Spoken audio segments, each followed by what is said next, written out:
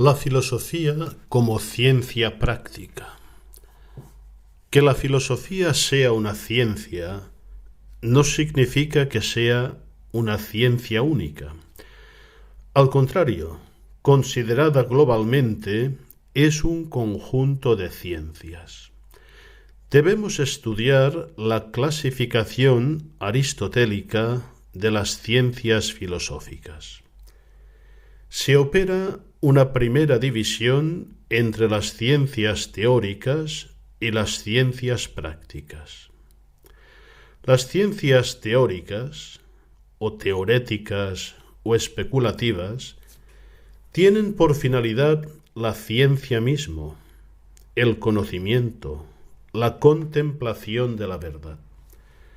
Las ciencias prácticas, o más exactamente operativas, tienen por finalidad la acción, ordenan la verdad contemplada a la actividad. Hablemos primero de las ciencias prácticas. Se dividen de acuerdo con las dos clases de actividad propias del hombre, el obrar y el hacer. La primera es la actividad inmanente, la que permanece en el sujeto que la ejerce, como querer o comprender. La segunda es la actividad transitiva, la que trasciende al exterior y modifica una materia que está fuera del hombre, como cortar o quemar. Las ciencias que regulan el primer tipo de actividad se llaman ciencias activas, y las que regulan el segundo tipo, ciencias factivas. Podríamos decirlas también con los nombres de ciencias de la acción y ciencias de la fabricación, o mejor aún, ciencias del obrar y ciencias del hacer. Su nombre griego es respectivamente la ética y la poética. Estas son las dos divisiones principales de la sabiduría, de acuerdo con las palabras de Santo Tomás al comienzo de su comentario a la ética, ya que las ciencias del obrar son la filosofía moral y las ciencias del hacer las artes mecánicas, o sea, las técnicas. A este respecto, debemos formular algunas observaciones. Tocante a la moral, no hay ninguna dificultad. Todo el mundo admite que es una parte de la filosofía. Las técnicas, en cambio, hace mucho tiempo que se emanciparon de la filosofía, y sería inútil integrarlas en ella.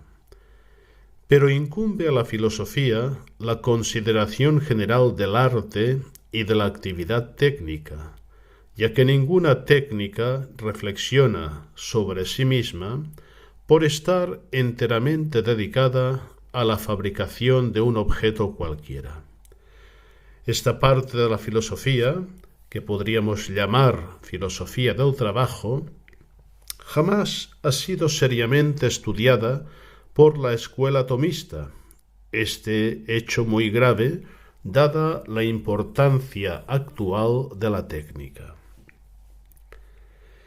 Debemos advertir además que la anterior clasificación no menciona en absoluto las artes liberales, que constituyen un puente entre las ciencias teóricas y las técnicas.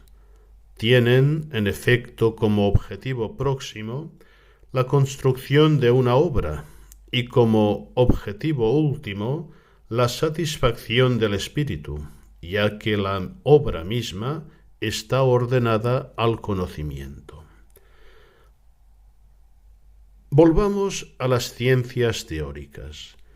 Corresponde a la filosofía natural del comentario de la ética, pero las indicaciones que nos presta dicho comentario son de índole muy general, a pesar de tratarse de la parte principal de la filosofía.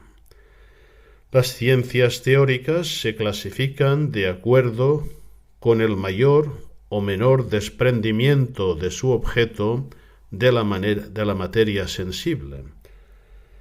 Ahora bien, existen 3 grados de abstracción que originan respectivamente 3 ciencias: la física, la matemática y la metafísica. Santo Tomás desarrolla esta doctrina en 2 pasajes del comentario a la metafísica, concretamente el capítulo 6, número 1, y el capítulo 11, número 7. Y también en el comentario al De Trinitate de Boecio, en el número 5. La física tiene por objeto lo que no puede existir ni concebirse sin la materia sensible. Dicho objeto es, evidentemente, el conjunto de los cuerpos o la naturaleza.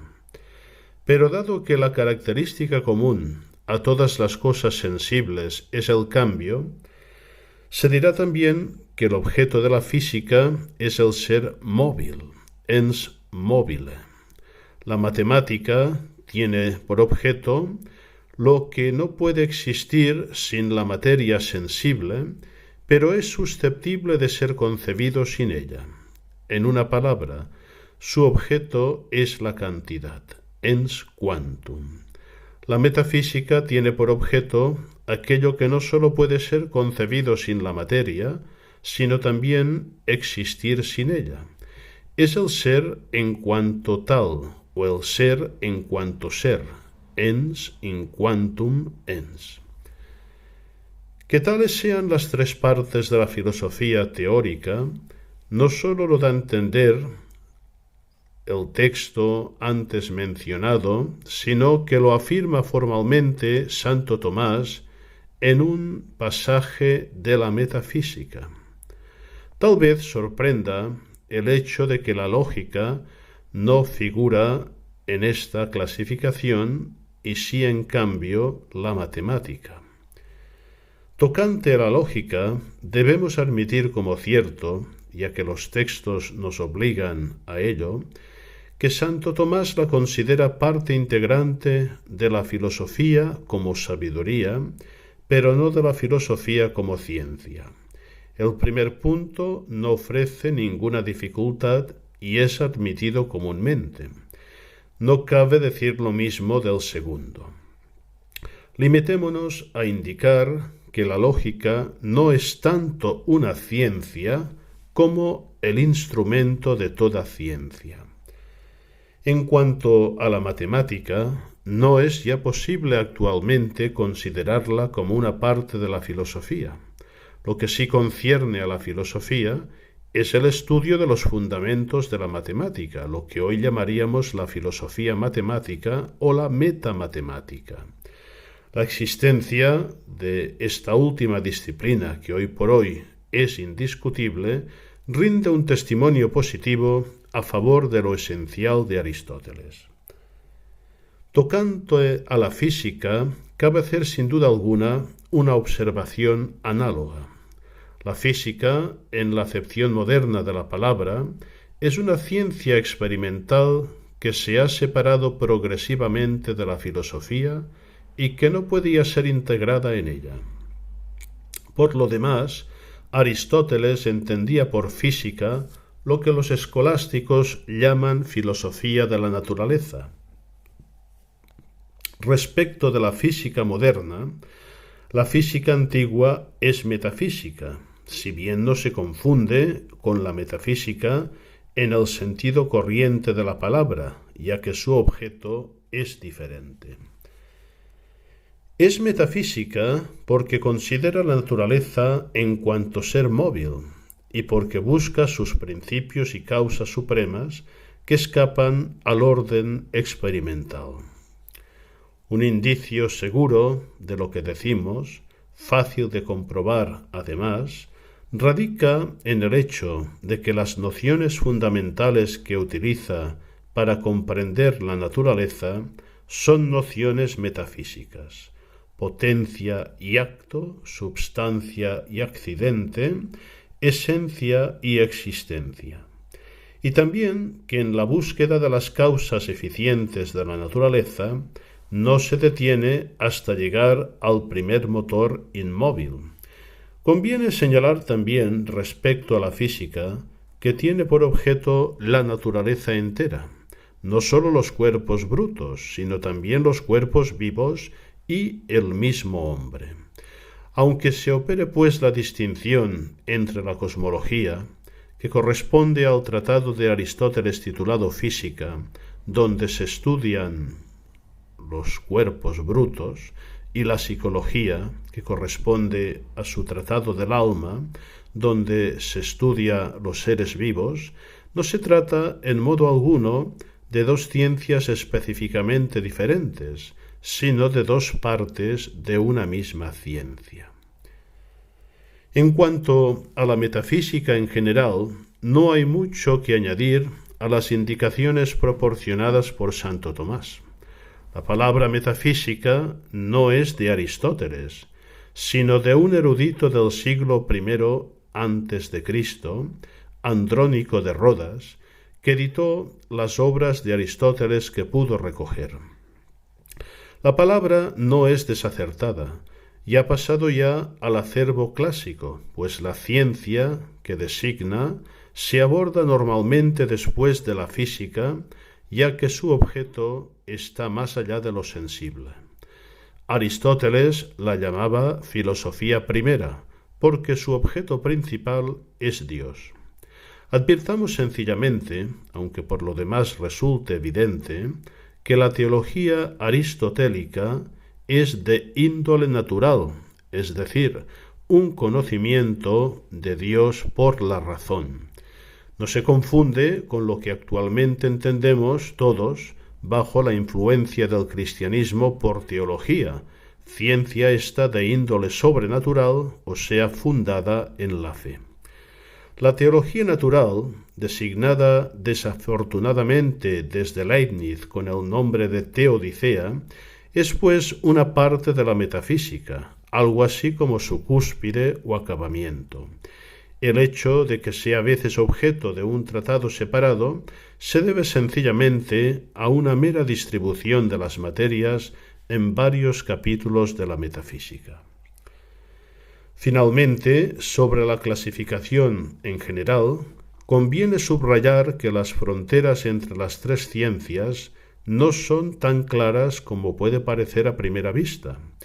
En primer lugar, porque entre la física y la metafísica hay ciencias intermedias. Santo Tomás cita la astronomía.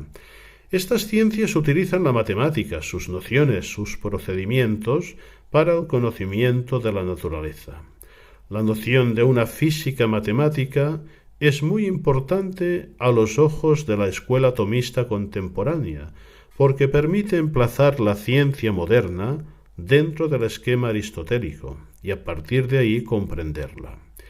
Y hasta cabe pensar que si la Edad Media hubiera no sólo definido, sino también explotado y actuado esta noción, la filosofía moderna habría seguido otros derroteros, ya que Descartes hubiera resultado inútil.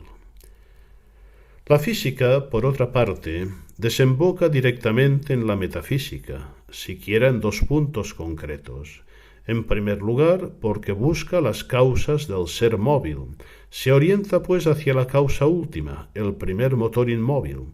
Esta es la razón por la que la prueba de la existencia de Dios a partir del movimiento aparece en dos contextos significativos de Aristóteles, en la física, capítulo 8, 4, 6, y en la metafísica, capítulo 12, 6, 7. Lo que ocurre es que la física se detiene ante el hallazgo de Dios, ya que su objeto no es Dios sino la naturaleza, en tanto que la metafísica considera a Dios en sí mismo y por sí mismo, y aunque la expresión sea atrevida, procura comprenderlo. El Tratado del Alma presenta mayores dificultades. Porque el alma es objeto de la física en la medida en que no puede ser definida ni existir sin la materia sensible. Tal es el caso del alma en general, cuya definición es la siguiente: el principio de vida de un cuerpo organizado, y además del alma vegetal y del alma animal, que no pueden existir independientemente de un cuerpo. Pero todo cambia cuando se trata del hombre, porque se demuestra que su alma es espiritual, o sea, capaz de existir sin el cuerpo. De ello se deduce que el alma humana concierne a la metafísica, ya que ésta considera todo lo que puede existir sin la materia. Aristóteles, de acuerdo con sus propios principios, hubiera podido consagrar al alma humana un libro de su metafísica, análogo al libro 12, que trata de Dios.